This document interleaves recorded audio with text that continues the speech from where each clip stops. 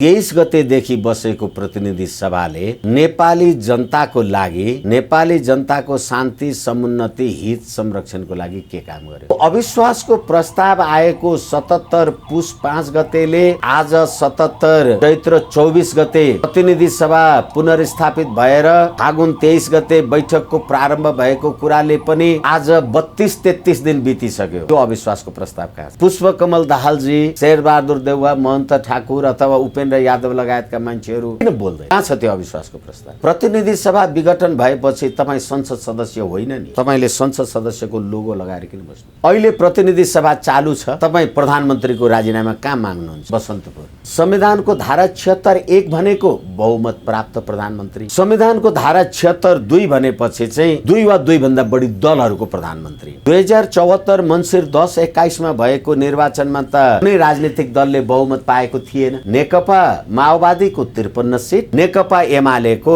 121 seat. तपाईँ र म मिलेपछि चाहिँ 171 को स्ट्रेन्थ भयो नि, अनि संविधानको धारा 76(1) को प्रधानमन्त्री भए। तबसम्म तपाईले मलाई दिएको समर्थन फिर्ता लिनुहुन्न, म त 171 को प्रधानमन्त्री हुँ। भारतको लागि कम्फर्टेबल सरकार पनि भन्नुभयो, विदेशी शक्तिहरूले हामीलाई साथ दिएन पनि भन्नुभयो। अनि नेपाली कांग्रेसले होइन अब यो सरकारको पहल गर्नको लागि हामी जान्छौँ, कपिल वस्तुमा गएर हिन्दीमा भाषण गरेर काठमाडौँ आउनलाई हतार हो। नेपाली कांग्रेसले पनि अविश्वासको प्रस्ताव राखेर प्रधानमन्त्रीलाई हटाउँछु त भन्न सकेन, राजीनामै मागेछ। एउटा राजीनामा कतिवटालाई दिने? कहाँ कहाँ दिने? शेरबहादुरलाई दिने कि प्रचण्डलाई दिने कि अथवा ऊ त्यहाँ बसन्तपुर डब्लीमा गएर तिनीहरूलाई दिने कि? संसद भनेको खसीको टाउको देखाएर कुकुरको मासु खाने थलो हो भनेर बाबुराम प्रचण्ड, रामबहादुर थापा बादल लगायतका मान्छेहरूले 17,000 नेपाली मारे होइन? दिल्लीमा बसेर एसडी मुनिको घरमा दाल भात खाएर बस्ने तपाईँ, नेपालमा गणतन्त्र ल्यान आए भनेर जेएनयू मा भाषण गर्ने तपाईँ, भारतको विरुद्ध सुरुङ युद्ध गर्छु भनेर जवान तरुणी तन्नेरीहरूलाई तपाईँ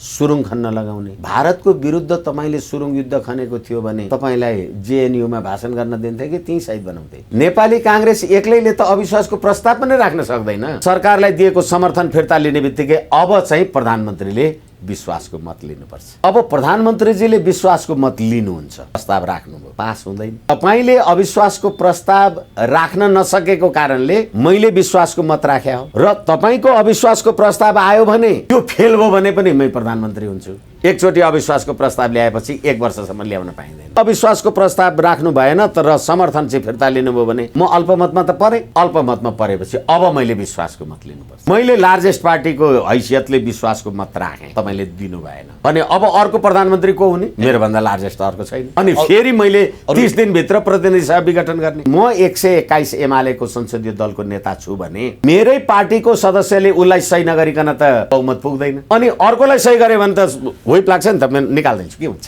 यिनै बाबुराम भट्टराई होइनन्? बुढी गण्डकीवालामा 9 अर्ब भ्रष्टाचार गर्ने शेरबहादुर प्रचण्ड, केपी शर्मा ओली भनेर अहिले यिनै बाबुराम भट्टराई होइनन् शेरबहादुर प्रचण्डलाई प्रधानमन्त्री बनाउनु पर्छ भनेर? यो देशमा जब जब राजनीतिक सङ्कट आउँछ, हिजो पनि तपाईले हेर्नुभयो होला अखबारहरुमा, आज पनि हेर्नुभयो होला, 67 लाख नेपाली जनताले नागरिकता पाएका छैनन्। अहिले छापिँदैछ अखबार। महन्त ठाकुरजी, उपेन्द्र यादव लगायतका मान्छेहरूले भन्नुभएको हो हाम्रो आन्दोलनमा आऊ, त्यसमा कोही मर्यो भने 50 लाख रुपियाँ दिन्छु भनेको थियो। तत्कालीन भारतका गृहमन्त्री राजनाथ सिंहले भारतकै एउटा महाराजगञ्ज भन्ने ठाउँमा भाषण गर्दा भन्नुभयो नेपालमा 1 करोड भारतीयहरू बस्छन् र तिनीहरूको हित रक्षा हामीले गर्नुपर्छ। त्यस्तै सिंहदरबार पुग्ने प्रचण्ड मार्कालाई, बाबुराम भट्टराई मार्कालाई, सरिता गिरी मार्कालाई भोट दिनका लागि अब फेरि 67 लाख नेपालीले नागरिकता पाउन बाँकी छ भन्ने कुरा होइन। आवश्यकताको सिद्धान्त भनेर त्यो रुकुम रोल्पामा अथवा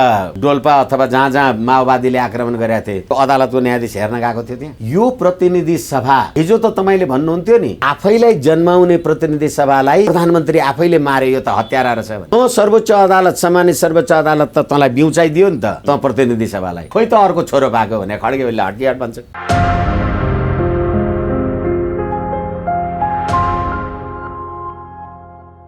दर्शकबिन नमस्कार, PNBखबर.com को यो श्रृङ्खलामा हामीसँग वरिष्ठ अधिवक्ता विष्णु भट्टराईजी हाम्रो साथमा हुनुहुन्छ।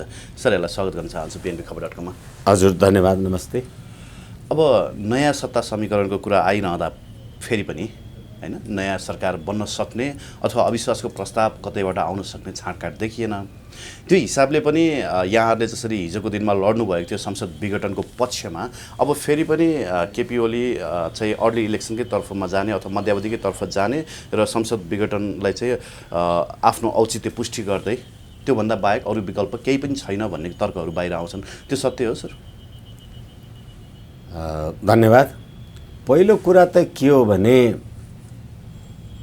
सम्मानित सर्वोच्च अदालतले 77/11 गते फागुन 11 गते प्रतिनिधि सभा विघटनको कुरालाई असंवैधानिक भन्दै फैसला गरेपछि प्रतिनिधि सभा बोलाइएको पनि अब महिना दिन क्रस भयो।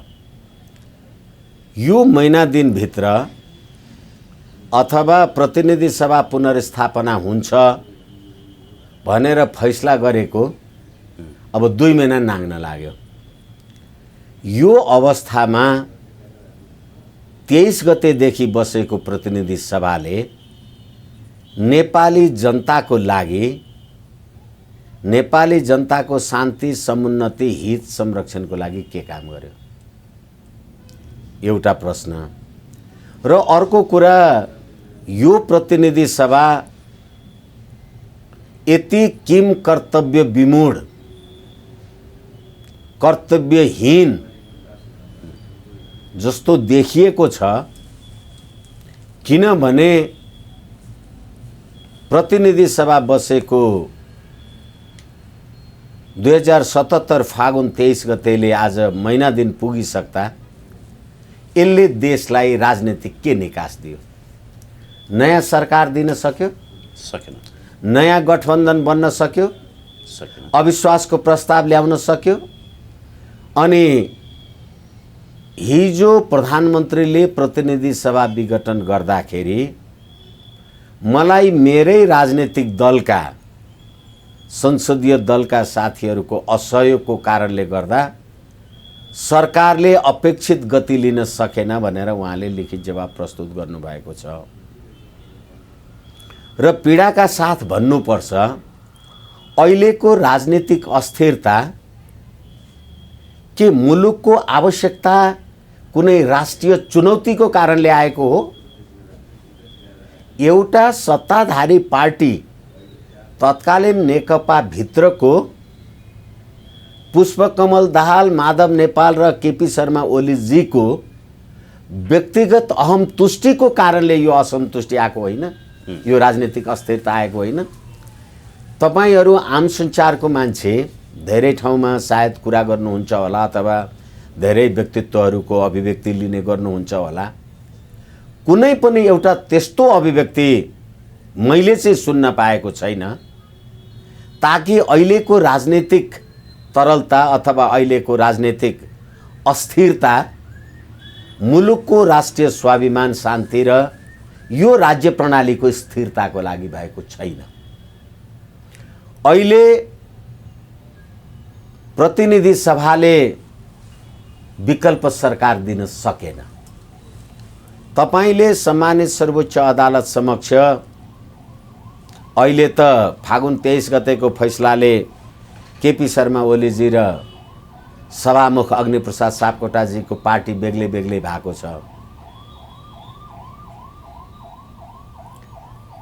र अग्निप्रसाद सापकोटाजीले सम्मानित सर्वोच्च अदालतमा लिखित जवाब दिँदा प्रधानमन्त्री उपर 2077 पुस 5 गते बिहान 9:30 बजे अविश्वासको प्रस्ताव आएको छ भनेर उहाँले लिखित जवाफमा लेख्नु भएको छ। त्यो अविश्वासको प्रस्ताव आएको 77 पुस 5 गतेले आज 77 चैत्र 24 गते प्रतिनिधि सभा पुनर्स्थापित भएर फागुन 23 गते बैठकको प्रारम्भ भएको कुराले पनि आज 32-33 दिन बितिसक्यो। त्यो अविश्वासको प्रस्ताव कहाँ छ? त्यसको बारेमा सभामुख पुष्पकमल दाहालजी, शेरबहादुर देउवा, महन्त ठाकुर अथवा उपेन्द्र यादव लगायतका मान्छेहरू किन बोल्दैन? कहाँ छ त्यो अविश्वासको प्रस्ताव? त्यो अविश्वासको प्रस्ताव पेश पनि गरिएको छैन, त्यसलाई फिर्ता पनि लिएको छैन। एकैछिन, तपाईँ सम्मान्य सभामुख भएर सम्मानित सर्वोच्च अदालतमा लिखित जवाब दिँदा अविश्वासको प्रस्ताव म कहाँ आएको छ भन्नुभयो। त्यो अविश्वासको प्रस्ताव तपाईँकोमा आएको छ भने अहिले प्रतिनिधि सभा बसेको 32-33 दिन भयो, किन ल्याउनुहुन्न? ल्याउनुहुन्न भनेदेखि कि तपाईँले सर्वोच्च अदालतलाई ढाँट्नुभयो अविश्वासको प्रस्ताव छ भनेर? होइन, अविश्वासको प्रस्ताव रहेनछ र अर्को ल्याउने भन्ने हो भने हिजो किन त्यो लेख्नुभयो?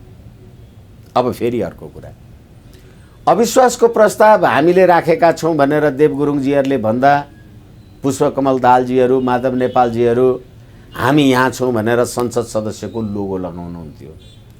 पीडाका साथ भन्नुपर्छ, प्रतिनिधि सभा विघटन भयो भनेर तपाईँ सर्वोच्च अदालतमा मेरो विरुद्ध उजुर गर्न जानुभयो। प्रतिनिधि सभा विघटन भएपछि तपाईँ संसद सदस्य होइन नि, तपाईले संसद सदस्यको लोगो लगाएर किन बस्नु? नैतिकताको कुरा गर्दैछु म। अब त्यति मात्रै होइन, तपाईले अविश्वासको प्रस्ताव हामीले ल्याएका थियौँ भन्दा वर्तमान संविधानको धारा 100 को उपधारा 4-5 को व्यवस्थालाई हेर्दा कायम रहेको प्रधानमन्त्री उप अविश्वासको प्रस्ताव ल्याउँदाखेरि प्रस्तावित प्रधानमन्त्रीको नाउँ लेख्नुपर्छ। त्यसमा प्रस्तावित प्रधानमन्त्रीको नाउँ पुष्पकमल दाहालजीको नाउँ लेखा छ, नलेखी त प्रस्तावै आएन। अब त्यसमा पुष्पकमल दाहालजीको प्रस्तावित नाउँ लेखेको छ भने अहिले पुष्पकमल दाहालजी, शेरबहादुर देउवा लगायतका मान्छेहरूलाई प्रधानमन्त्रीको प्रस्ताव गर्दै किन हिँड्नुहुन्छ? कहाँ छ यो राज्य व्यवस्था भनेको? अनि फेरि पनि म तपाईलाई पीडाका साथ भनौँ, प्रतिनिधि सभाले प्रधानमन्त्रीको पैदाइश गर्छ, आफूलाई नै जन्माउने संस्थालाई मार्ने प्रधानमन्त्रीले त्यसो गर्न पाउँछ भनेर आम रूपमा भनियो। अहिले प्रतिनिधि सभा चालु छ, तपाईँ प्रधानमन्त्रीको राजीनामा कहाँ माग्नुहुन्छ? बसन्तपुर। पुष्पकमल दाहालजी, माधव नेपालजी अथवा यो हाम्रो के महन्त ठाकुरजी अनि राजनीति शास्त्रका ज्ञाता विज्ञाता प्रख्यात प्रकाण्ड विद्वानहरू टुणी खेलमा राजीनामा, टुणी खेललाई दिने राजीनामा किन थापेको त्यो प्रतिनिधि सभा? ओके, अब एकैछिन क्षमा चाहौँ। अब अहिले तपाईले कुनै वरिष्ठ विद्वानहरूको कुरा सुन्दै थिएँ म आम सञ्चारमा, प्रधानमन्त्रीले विश्वासको मत लिनुपर्छ, संविधानको धारा 100 को 2 अनुसार विश्वासको मत लिनुपर्छ, दल विभाजन भएको 30 दिनभित्र भन्ने तर्क चाहिँ हिजो संसदमा पनि उठ्यो। एकैछिन संविधानको धारा 100 को उपधारा 2 अलि संशोधन गरौँ हामी। संविधानको धारा 100 को उपधारा 2 को व्यवस्था के हो भने संविधानको धारा 100 को उपधारा 1 नबुझिकन अथवा नभनिकन उपधारा 2 मा जानलाई अलि असजिलो हुन्छ। संविधानको धारा 100 को उपधारा 1 को व्यवस्था के हो भने 76-1 को प्रधानमन्त्री अथवा प्रतिनिधि सभामा बहुमत प्राप्त संसदीय दलको नेता प्रधानमन्त्रीले चाहेमा, प्रधानमन्त्रीलाई लागेमा प्रतिनिधि सभा समक्ष विश्वासको मत राख्न सक्नेछ। किनभने म त अहिले पनि 171 को प्रधानमन्त्री छु, मेरो विरुद्धमा औपचारिक रूपले अर्को पार्टी पनि भएको छैन, मेरो पार्टी फुट्या पनि छैन। अनि तर अब त्यो अवस्थामा प्रधानमन्त्रीले चाहेमा मैले चाहिनँ, नचाहेपछि अब के हुन्छ? अब संविधानको धारा 100 को उपधारा 2 अहिले यहाँले निवेदन गर्नुभए अनुसार संविधानको धारा 100 को उपधारा 2 को व्यवस्था चाहिँ के हो भने संविधानको धारा 76(2) बमोजिमको प्रधानमन्त्रीले अब फेरि संविधानको धारा 76(1) भनेको बहुमत प्राप्त प्रधानमन्त्री, संविधानको धारा 76(2) भनेपछि चाहिँ 2 वा 2 भन्दा बढी दलहरूको प्रधानमन्त्री। 2074 मङ्सिर 10-21 मा भएको निर्वाचनमा त कुनै राजनीतिक दलले बहुमत पाएको थिएन।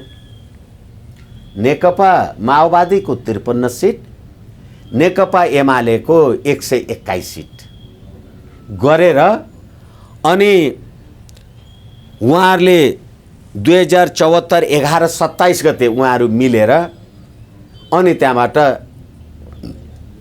प्रधानमन्त्री चाहिँ संविधानको धारा 76(2) बमोजिम भए म।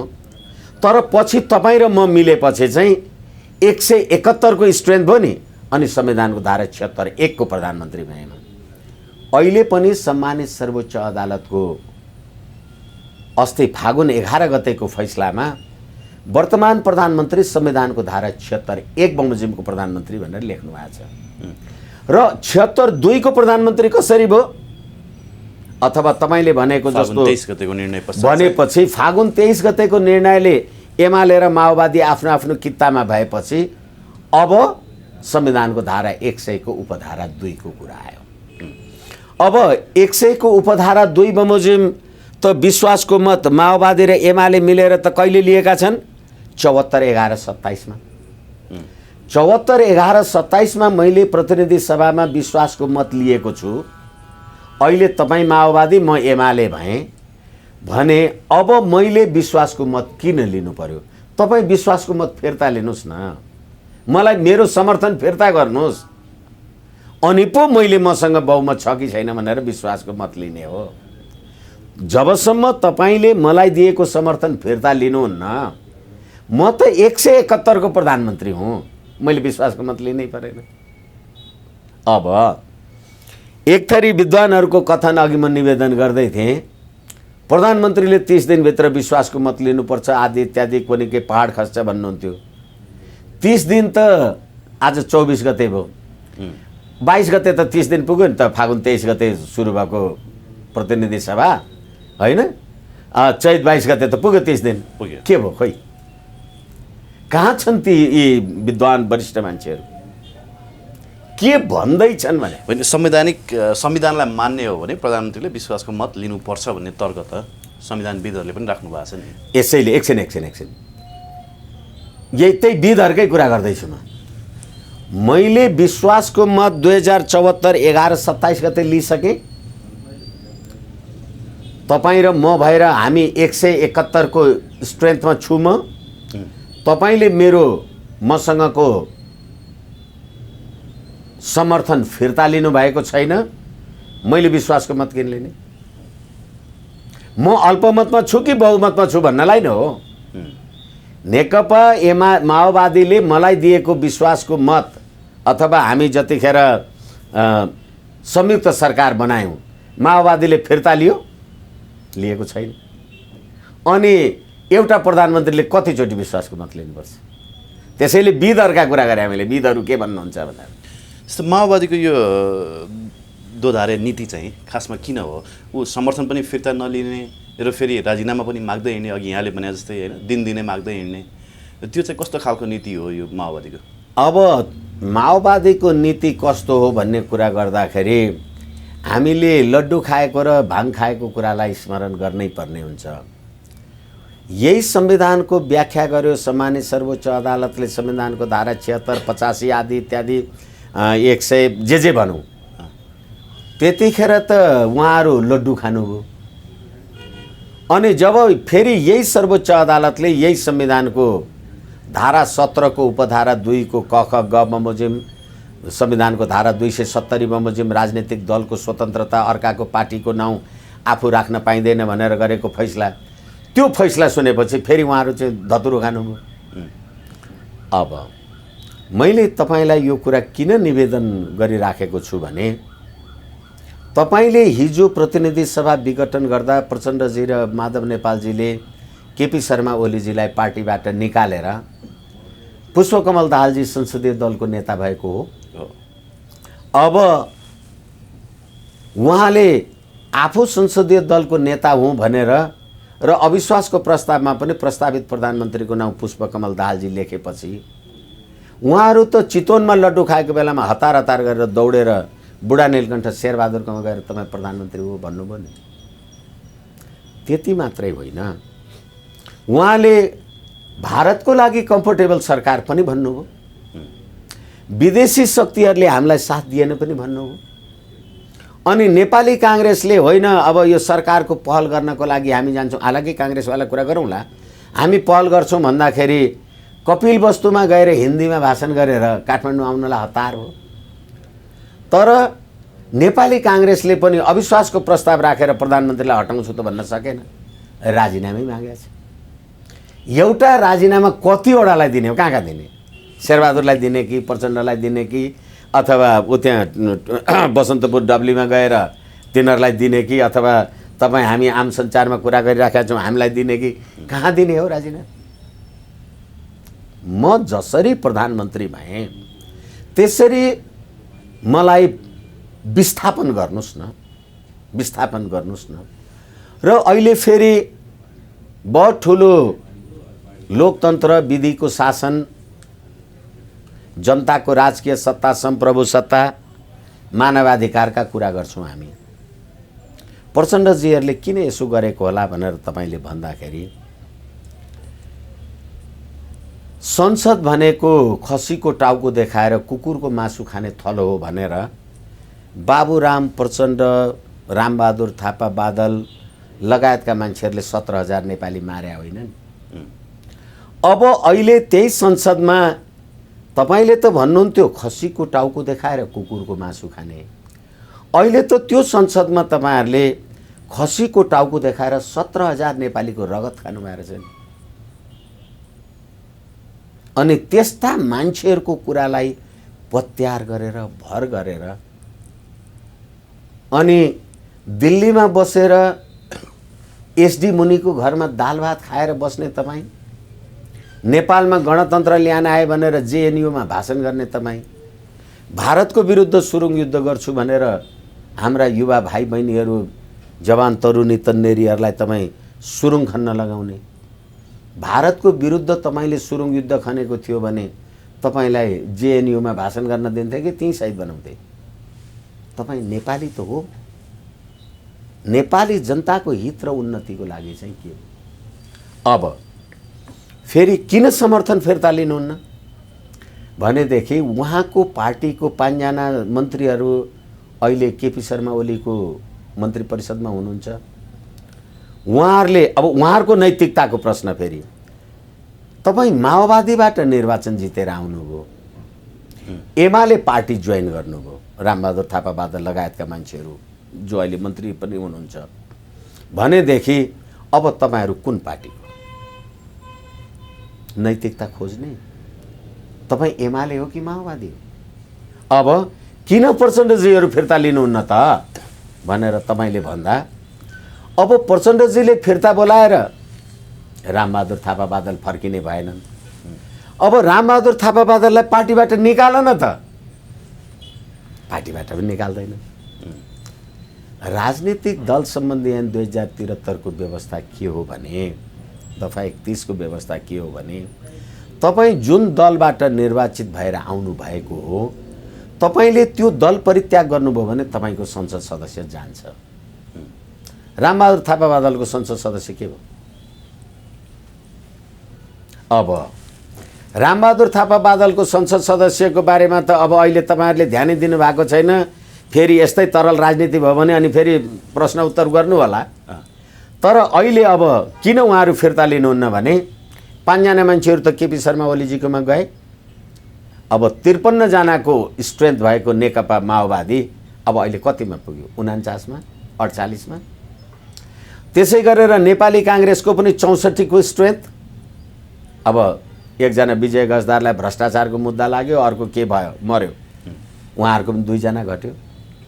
त्यसै गरेर मधेसवादीको पनि सरिता गिरी लगायतको मान्छेहरु एउटा त्यो निकालियो, अर्को के भयो, त्यसको पनि घट्यो।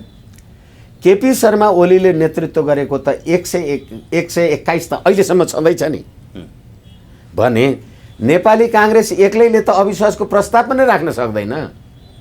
संसदीय गणितले। जब लार्जेस्ट एमाले भन्दा सबैभन्दा ठुलो पार्टी भएको जब नेपाली काङ्ग्रेसले सक्दैन, पुग्दैन भने माओवादीले के फुल गर्ने? अनि फिर्ता लिएर अब फिर्ता लिनुहोस्, एकछिन नमान्नुहोस्। यो कुरा माओवादीलाई थाहा छ के यो राज्य, किनभने तपाईँले फिर्ता लिनुभयो, तपाईँले मलाई दिएको समर्थन फिर्ता लिने बित्तिकै अब तपाईँले भनेको संविधानको धारा 100 को उपधारा 2 आकर्षित हुन्छ। प्रधानमन्त्रीले नेतृत्व गरेको राजनीतिक दल विभाजन भएमा अथवा उसलाई समर्थन गर्ने राजनीतिक दलले समर्थन फिर्ता लिएमा। एमाले विभाजन भएको छैन, झगडा छ आफ्नो ठाउँमा छ, विभाजन भएको छैन र विभाजन गर्नलाई फेरि 40-60 चाहिन्छ। माधव नेपालजीहरूको फेरि संसद सदस्य जान सक्छ, अब त्यो पार्ट फेरि अर्को छ। विभाजन भएमा अथवा सरकारलाई समर्थन गरेको दलले समर्थन फिर्ता लिएमा। अब माओवादीले समर्थन फिर्ता लियो भने अघि मैले भने रामबहादुर थापा बादलहरू त अब यता आउने कुरा भएन। अनि सरकारलाई दिएको समर्थन फिर्ता लिने बित्तिकै अब चाहिँ प्रधानमन्त्रीले विश्वासको मत लिनुपर्छ। अब प्रधानमन्त्रीजीले विश्वासको मत लिनुहुन्छ, प्रस्ताव राख्नुभयो, पास हुँदैन। किनभने तपाईँले अविश्वासको प्रस्ताव राख्न नसकेको कारणले मैले विश्वासको मत राख्या हो र तपाईँको अविश्वासको प्रस्ताव आयो भने पनि त्यो फेल भयो भने पनि मै प्रधानमन्त्री हुन्छु। हेर्नुहोस् है, अब अविश्वासको प्रस्ताव राख्नुभयो तपाईँले, काङ्ग्रेस, एमाले, माओवादी, मधेसवादी सबै भएर राख्नुभयो, तर महन्त ठाकुर, उपेन्द्र यादव, राजेन्द्र महतोको बिचको झगडा आफ्नो ठाउँमा जे छ त्यो पास हुने गुन्जाइस छैन, त्यसैले ल्याइराखेका छैनन्। पास भएन म प्रधानमन्त्री भइहालेँ। एकचोटि अविश्वासको प्रस्ताव ल्याएपछि 1 वर्षसम्म ल्याउन पाइँदैन। अब ठिक छ, मेरो समर्थन मात्रै फिर्ता लिनुभयो, अविश्वासको प्रस्ताव चाहिँ ल्याउनु भएन भने म त अब बहुमतबाट अल्पमतमा त परेँ। म अल्पमतमा परेपछि त मलाई पदबाट हटाउन त तपाईँलाई पनि अहिले प्रतिनिधि सभामा 168-69 जना मात्रै छन्, 4-6 जना मान्छेहरू तलमाथि भएको कारणले गर्दा तपाईँलाई त 133, 34, 35 पुर्याएर मात्रै तपाईँले मलाई हटाउन सक्नुहुन्छ। अविश्वासको प्रस्ताव पास हुन्छ। अविश्वासको प्रस्ताव पास भएन। अविश्वासको प्रस्ताव पास भएन भने फेरि म प्रधानमन्त्री कन्टिन्यू भएँ। अब तपाईँले अविश्वासको प्रस्ताव राख्नु भएन तर समर्थन चाहिँ फिर्ता लिनुभयो भने म अल्पमतमा त परेँ। अल्पमतमा परेपछि अब मैले विश्वासको मत लिनुपर्छ। अब मैले विश्वासको मत लिँदा मेरो 121 छ, 120 छ। तपाईँहरू तीनैजना मिलेर हिजो विश्वासको मत प्राप्त भएन भनेदेखि अब मैले ल्याएको विश्वासको मत मैले पाइनँ भने प्रधानमन्त्रीले राजीनामा त गर्नु पर्यो, अथवा म त फेल भएँ। फेल भएपछि के हुन्छ? लार्जेस्ट पार्टीको गभर्मेन्ट हुन्छ। म लार्जेस्ट हो कि होइन भने म 121 छु। अनि त्यसरी मिल्दैन भन्नुहुन्छ। एकछिन। यसै कारणले गर्दाखेरि तपाईँले अविश्वासको प्रस्ताव नल्याएको कारण पास हुँदैन भनेर हो, अनि राजीनामा गर भन्नुहुन्छ। नभएदेखि तपाईँहरू सबैजना मिल्नु भएको छ, अविश्वासको प्रस्ताव ल्याउन केले रोक्यो? यही टेक्निकल कारणले रोक्यो। र तपाईँले ल्याएको अविश्वासको प्रस्ताव फेल हुने बित्तिकै लार्जेस्ट पार्टी जस्तो विश्वासको मत लिन नसकेको खण्डमा प्रधानमन्त्री फेरि लार्जेस्ट पार्टीको हैसियतले प्रधानमन्त्री नै रहिरहनुहुन्छ भन्ने जुन तर्क छ नि, त्यो मिल्छ? मतलब प्रधानमन्त्री स्वतः पद होइन, यहाँ बुझ्नु पर्यो। पद स्वतः जाँदैन। म 121 को स्ट्रेन्थमा छु, मैले विश्वासको मत लिएँ अथवा मैले विश्वासको मत प्रस्ताव राखेँ, पाइनँ। मैले विश्वासको मत राख्दा पाइनँ भने मभन्दा लार्जेस्ट को छ त? अर्को बहुमतको पनि प्रधानमन्त्री भएन, किनभने 76-1 भएन, अनि 76-2 को पनि भएन, किनभने तपाईँले समर्थन फिर्ता लिनुभयो। 76-1 पनि भएन, 2 पनि भएन भने अब 3 मा जानु पर्यो। 3 भनेको को? लार्जेस्ट पार्टी हो। अब म लार्जेस्ट पार्टी भएँ। मैले लार्जेस्ट पार्टीको हैसियतले विश्वासको मत राखेँ, तपाईँले दिनु भएन भने अब अर्को प्रधानमन्त्री को हुने? मेरो भन्दा लार्जेस्ट अर्को छैन। अनि फेरि मैले 30 दिनभित्र प्रतिनिधि सभा विघटन गर्ने। अरू जो कोहीले पनि प्रधानमन्त्रीको लागि हो, एकछिन मत लिन्छु भनेर त्यो एकदमै रेयर केस हो। रेयर केस हो। अहिले जे हामी देखिराखेका छौँ एउटा दलभित्रको गतिविधि, एकछिनलाई मान्नुहोस् ल, तपाईँले भनेकै कुरा, लार्जेस्ट पार्टी ल मैले विश्वासको मत पाइनँ भनेपछि दीपले चाहिँ भन्यो म चाहिँ त्यो 275 मा 138 पुर्याउँछु अथवा अहिले कायम रहेको सदस्य सङ्ख्याको 51% पुर्याउँछु भनेपछि भन्न कहाँ जानु पर्यो? राष्ट्रपतिजीकोमा जानु। राष्ट्रपतिजीकोमा तपाईँले गएर भाषण गरेर हुँदैन नि, तपाईँले राष्ट्रपतिजीकोमा त्यो मान्छेहरूको नामावली लेखेर दिनु पर्यो। 133, 34, 35 कति पुग्छ मसँग भनेर।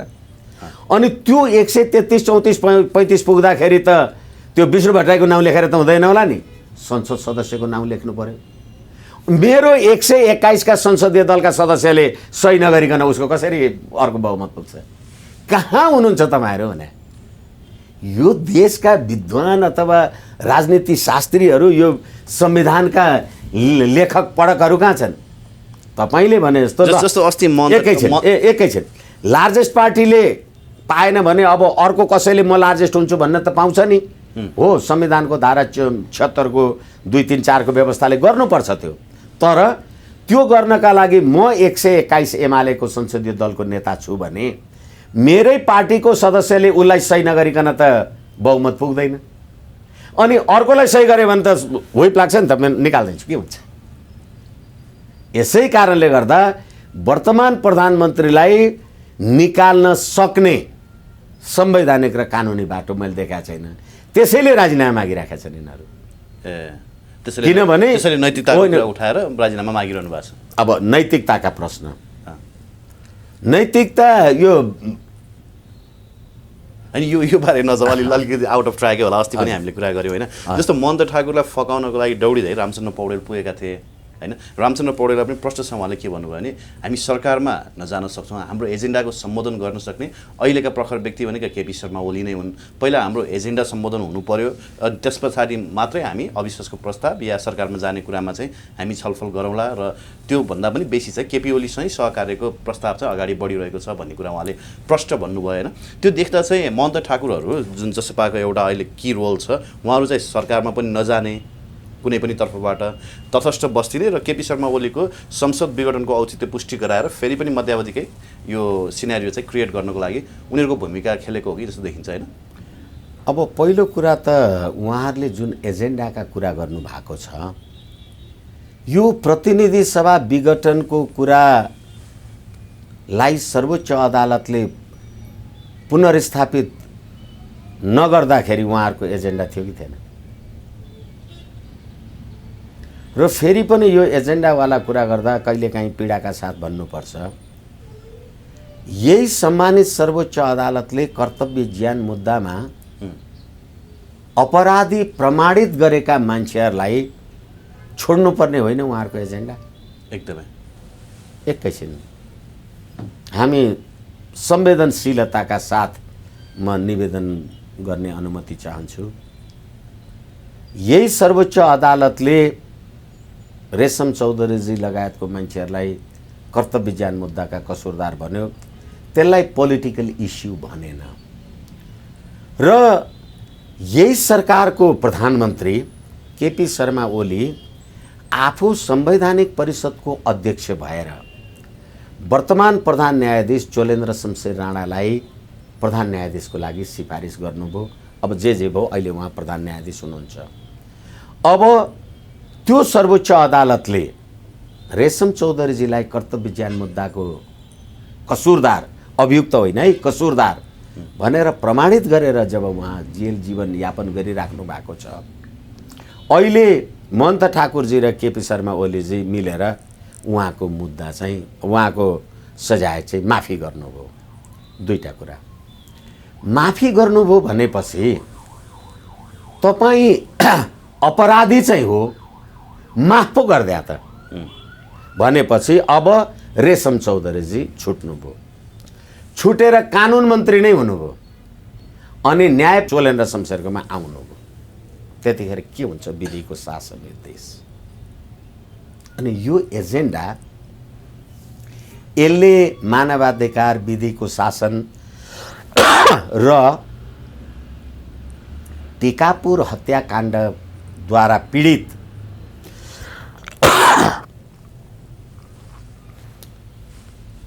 प्रताडितहरूले के न्याय पाउँछन्? कहाँ छ विधिको शासन? अनि त्यसै गरेर यदि तपाईले यो उन्मुक्तिका कुरा गर्नुहुन्छ भने सत्य निरूपण तथा मेलमिलाप आयोग किन चाहियो? यो पुलिस अथवा ज्यानमारा कसुरदारहरूलाई पक्रिनु पर्ने किन चाहियो? तपाईँ चाहिँ मान्छे मारेर पनि अदालतले कसुरदार भनेर पनि अपराधी ठहराएर पनि राज्य सत्तामा पुग्ने, उसले मान्छे मारेर जेलमा किन बस्नुपर्ने? महन्त ठाकुरजीको एजेन्डा कसको एजेन्डासँग म सरोकार राख्दिनँ। हामीले के प्रणाली ल्यायौँ? अनि गौर हत्याकाण्ड के हुन्छ? यिनै बाबुराम भट्टराई होइनन् बुढी गण्डकीवालामा 9 अर्ब भ्रष्टाचार गर्ने शेरबहादुर प्रचण्ड, केपी शर्मा ओली भनेर? अहिले यिनै बाबुराम भट्टराई होइनन् शेरबहादुर प्रचण्डलाई प्रधानमन्त्री बनाउनुपर्छ भनेर? आम सञ्चारमा आएको छ। अहिले फेरि त दिल्ली दूतावास जानुभयो नि 3 जना भूतपूर्व प्रधानमन्त्री। बाबुरामजी जानुभयो, प्रचण्डजी जानुभयो, माधव नेपालजी जानुभयो। अब दिल्ली दूतावासले प्रधानमन्त्री बनाइदिने हो किनभने 12 बुँदे समझदारी कहाँबाट गर्नु? अनि न कपिल वस्तुमा हिन्दीमा भाषण गरेर आउनु भएको छ। अनि कसरी समर्थन फिर्ता लिनुहुन्छ त तपाईँ? यसै कारणले गर्दाखेरि मैले, हालाकि मेरो पूर्वाग्रह पनि हुन सक्छ, जस्तो मधेसवादी दलहरू जुन छन् नि, महन्त ठाकुरहरू लगायतलाई चाहिँ भारतको इसारामा चल्ने भनेर आरोप लगाउने गर्थे नि त यहाँका दलहरूले। तर भारतीय दूतावासभित्रै 3 जना पूर्व प्रधानमन्त्री गइसके पश्चात भारतीय दूतावासको जादु चल्थ्यो भने त महन्त ठाकुरले मान्नु पर्थ्यो होला नि त अविश्वासको प्रस्ताव ल्याउनको लागि। तर उनी त देखिएनन् त्यो। केपी शर्मा ओलीकै पक्षमा देखिए, उनले स्पष्ट भनिसके। अब अलिकति बुझ्नु पर्ला। 12 बुँदे समझदारीका कुरा गरिसकेपछि अब किता फरक होला। अथवा जस्तै भन्नुहोस् न, म वकिल हुँ, म जस्ता वकिलहरू हजारौँ छन् नि, तर अफिस आफ्नो आफ्नै छ। पढ्न चाहिँ यही संविधान पढ्छन्, यही कानुन पढ्छन्, अनि व्याख्या चाहिँ आफ्नो आफ्नै गर्छन् नि। दिल्लीको 12 बुँदे समझदारीका हिमायती भन्दा बाहिरका के एक। र अर्को कुरा, यो देशमा जब जब राजनीतिक सङ्कट आउँछ, हिजो पनि तपाईँले हेर्नुभयो होला अखबारहरूमा, आज पनि हेर्नुभयो होला, 67 लाख नेपाली जनताले नागरिकता पाएका छैनन्। अहिले छापिँदैछ अखबारमा। किन? 62-63 को आन्दोलनमा नागरिकताको नारा थियो। अहिले नागरिकता विधेयक रोटी र बेटी भनेर जे तपाईँले कुरा गर्नुभएको छ, मलाई लाग्छ 2074-6-11 को सम्मानित सर्वोच्च अदालतको फैसला छ। नागरिकता भनेको राष्ट्रिय एकता अखण्डताको निधि हो र यसको दुरुपयोग भयो भने राष्ट्रिय अखण्डतामा आँच पुग्छ भनेको छ। अहिले तपाईँ यो सरकारको पतन, गठन र विघटनको प्रश्नमा यही प्रश्नलाई तपाईँले उठाउनु भयो। र मालदिव्समा तपाईँ नागरिक हुनलाई मुस्लिम हुनुपर्छ। भुटानमै तपाईँ नागरिक हुनको लागि तपाईँले बच्चा पैदा गरे हुनुपर्छ। अहिले तपाईँले जुन रोटी र बेटीको नातामा 1 अर्ब 30 करोडको जनसङ्ख्या भएको मुलुकबाट यहाँ बिहा गरेका जति सबै मान्छेलाई राजनीतिक अधिकार सहितको नागरिकता दिनुभयो भने तपाईँको संसदमा सरिदागिरीहरू कति हुन्छ? र त्यो इस्यु अहिले उठाएको छ। महन्त ठाकुरजी जानुभयो कि जानु भएन, प्रश्न यो होइन। प्रश्न यो राजनीतिक। महन्त ठाकुरले त नागरिकताको विषयलाई पनि प्रमुख एजेन्डा बनाउनु भएको छ, संविधान संशोधनको विषयलाई। यसै कारण अब संविधान संशोधनको विषयको बारेमा जतिखेर यो संविधान 2072 असोजमा जारी हुने अवस्थामा थियो, मधेसवादी दलहरूले संविधान सभा बहिष्कार गरेका थिए।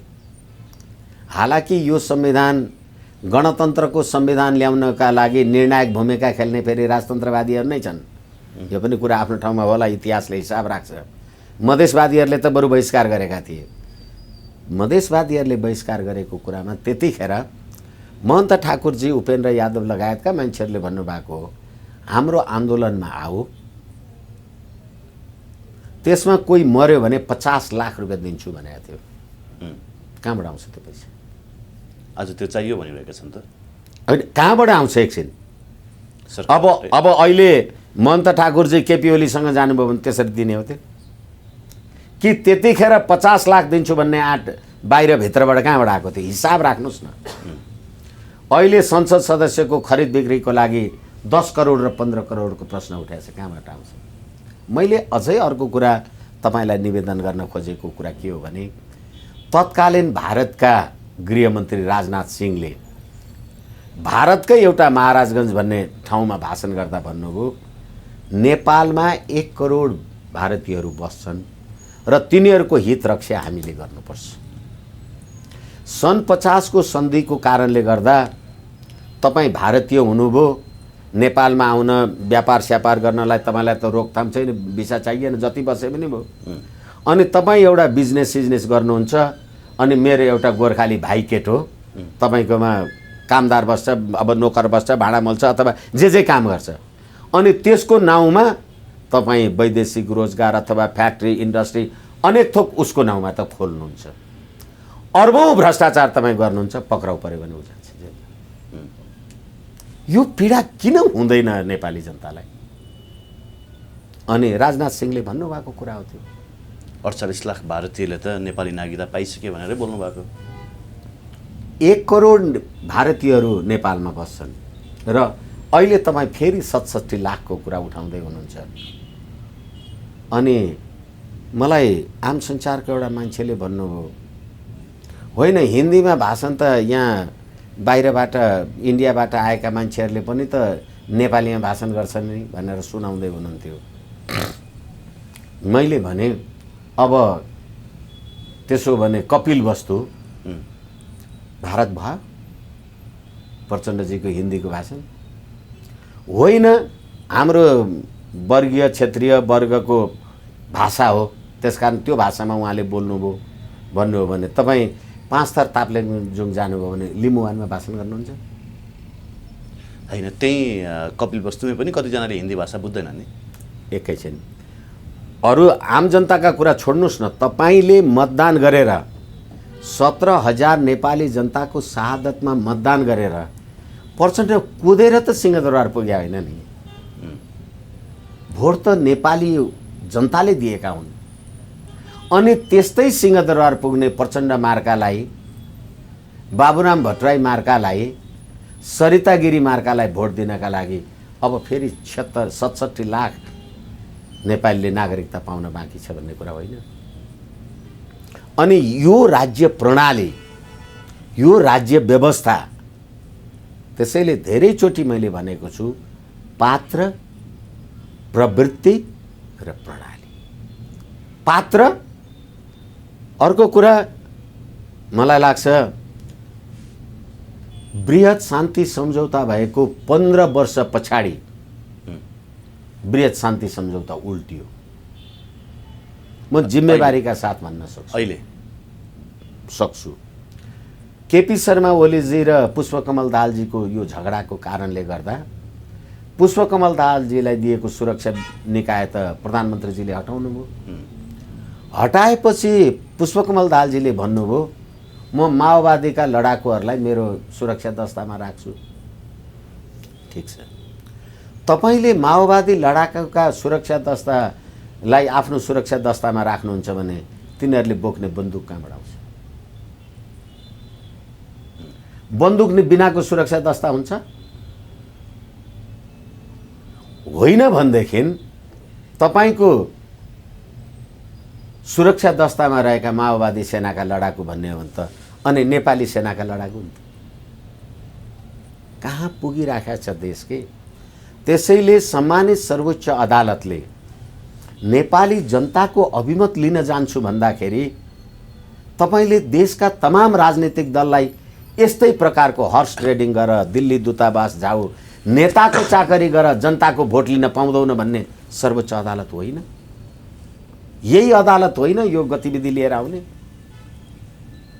अनि यस्तो पीडाका अवस्थामा यो प्रतिनिधि सभा, युवराजी फेरि पनि दुःखका साथ भनौँ, अहिले प्रतिनिधि सभा जब पुस 5 गते विघटन गर्यो, त्यो पुस 5 गते विघटन गरिसकेपछि फागुन 11 गतेसम्म 275 जना संसद सदस्यहरूले कति तलब खायो होला राष्ट्रको ढिकुटीबाट? तपाईँले के पाउनुभयो, उसले के पायो? त्यति मात्रै होइन, 23 गतेदेखि प्रतिनिधि सभा फङ्सनल भयो रे। तपाईँ अहिले खालि एउटा शिर झुकाएर कोही मर्यो भनेर अथवा कि प्रधानमन्त्री र उसलाई गाली गरेर तपाईँ पार्लियामेन्टबाट निस्केर हिँड्नुहुन्छ, अर्बौं राष्ट्रको ढिकुटी। अब फेरि औषध उपचार खर्च लिनुहुन्छ संसद सदस्यहरू। कोरोना यति बढिराखेको छ, तपाईँले भ्रमण भत्ता पुगेन त भन्दैछन् नि।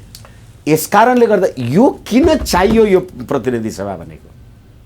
तपाईँले एउटा वैकल्पिक प्रधानमन्त्रीसम्म दिन सक्नुहुन्न, किन छ, के काम छ? त्यसो भए प्रतिनिधि सभा फेरि पनि विघटन हुन्छ होइन, यो हुनुको अर्को विकल्पै छैन। प्रधानमन्त्रीसँग त्यो अधिकार हुन्छ, मतलब धेरैजनाले यही आकलन गरेका छन् कि प्रधानमन्त्रीलाई अप्ठ्यारोमा पारियो भने फेरि पनि संसद विघटन गर्नुहुन्छ उहाँले। उहाँसँग संवैधानिक अधिकार छैन भन्ने तर्क पनि गर्नेहरू छन् भने फेरि पनि चोरबाट उहाँले संविधान विपरीत उहाँले विघटन गर्नुहुन्छ। एकछिन, यही सम्मानित सर्वोच्च अदालत हो र कानुनमा हामी भन्छौँ necessity is the mother of invention. आवश्यकता आविष्कारको जननी हो। डक्ट्रिन अफ नेसेसिटी अब त डक्ट्रिन अफ नेसेसिटी चाहिँ लागू हुने भयो। एकैछिन, राजा ज्ञानेन्द्रले प्रतिनिधि सभा पुनर्स्थापना गरिदिए। प्रतिनिधि सभा घोषणा 2063ले अब जे आदि इत्यादि लिएर आयो। त्यतिखेर हामीले सर्वोच्च अदालतमा एउटा रिटको सुनवाईमा हामीले भन्यौँ, राजाले प्रतिनिधि सभा पुनर्स्थापित गरिदियो, राजाकै अधिकारलाई उसैले गरिदिएको प्रतिनिधि सभाले तलमाथि गर्न कसरी पाउँछ? जनताको ताजा जनादेश चाहिन्छ भन्दा आवश्यकताको सिद्धान्त हो, डक्ट्रिन अफ नेसेसिटी। त्यसैले यो प्रतिनिधि सभा घोषणा ठिक छ भन्यो सर्वोच्च अदालतले। पीडाका साथ भन्छु म, आवश्यकताको सिद्धान्त भनेर त्यो रुकुम रोल्पामा अथवा डोल्पा अथवा जहाँ जहाँ माओवादीले आक्रमण गरेका थिए त्यो अदालतको न्यायाधीश हेर्न गएको थियो, त्यहाँ आवश्यकता देख्यो त्यसले? कुरा गर्ने भनेको। अनि 2 महिना भयो प्रतिनिधि सभा विघटन भएको, क्रस गरिसक्यो। यो प्रतिनिधि सभा हिजो त तपाईँले भन्नुहुन्थ्यो नि, आफैलाई जन्माउने प्रतिनिधि सभालाई प्रधानमन्त्री आफैले मारे, यो त हत्यारा रहेछ भने। तँ सर्वोच्च अदालत, सम्मानित सर्वोच्च अदालत त तँलाई बिउचाइदियो नि त, तँ प्रतिनिधि सभालाई। खोइ त अर्को छोरो भएको भने खड्गे बेला हट्किहाट भन्छ। तपाईँले भनेर राजीनामा दिने म जुन विधि पद्धति प्रक्रिया प्रणालीद्वारा आएँ त्यसरी हटाउनुहोस् न मलाई। नभएदेखि नेपाली जनताको राजकीय सत्ता, नेपाली जनताको सम्प्रभु सत्ता। म नेपाली जनताको सम्प्रभु सत्ताका लागि जनतालाई सोध्न जान्छु। हिजो पनि तिनैले भोट दिएर म प्रधानमन्त्री भएको। तपाईँ मलाई प्रधानमन्त्री बन्नलाई जाने बाटो रोक्ने तपाईँ? म हारेँ भने त जोकर पनि त हुन्छु नि फेरि।